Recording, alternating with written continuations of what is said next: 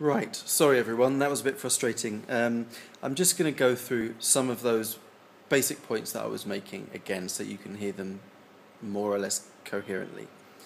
I mentioned that we have a partnership with the Nepali government, with the British government, trying to reduce maternal mortality. I mentioned that we have a very good understanding of how many women are dying, which is about 500 women in every 100,000, although it's reduced considerably in the last couple of years. But we wanted to develop a qualitative method to try and help us understand the dynamics of what was going on.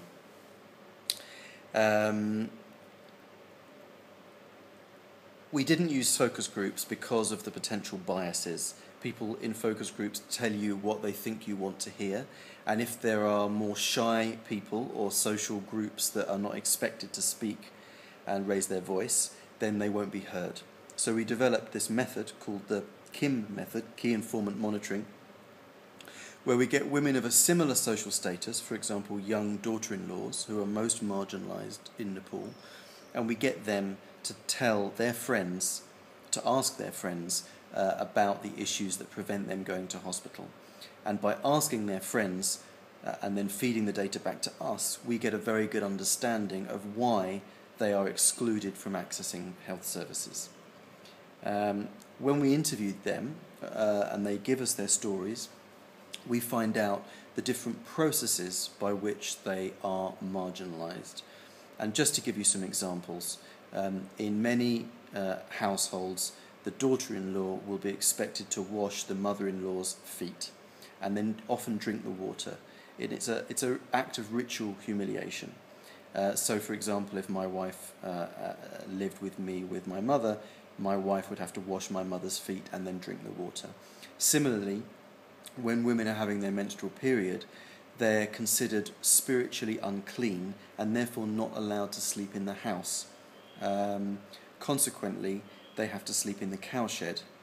Similarly, when they're in labour and giving birth, they're considered unclean. So women in Nepal will often give birth on their own with no help in the cowshed or outside the house. Now, that has, obviously, it's extremely unpleasant for them, but it also puts their life at risk because it means that if they have an emergency giving birth, if they have a very long and difficult labour, no one will go near them to help them to the hospital. And where there's no ambulance service, women have to be carried to the hospital. And if no one is willing to carry them, then they'll die. Now that's obviously a human tragedy, but it's particularly tragic that the life of a woman in many Nepali communities is so worthless that people won't spend the money it takes to get them to hospital. It's cheaper to buy a new wife than to help a woman who may be dying in childbirth. Now, the situation in Nepal is very extreme, which is why so much money is going in to try and improve the situation. But these extreme examples are very good in terms of thinking about research methods, because you need a method that doesn't just give you the numbers, but gets below the numbers to give you all of that contextual detail, all of that background information that helps you understand what is the problem, and then helps you try and design strategies to overcome those problems, which is basically what my job is. So if you have any questions, fire away.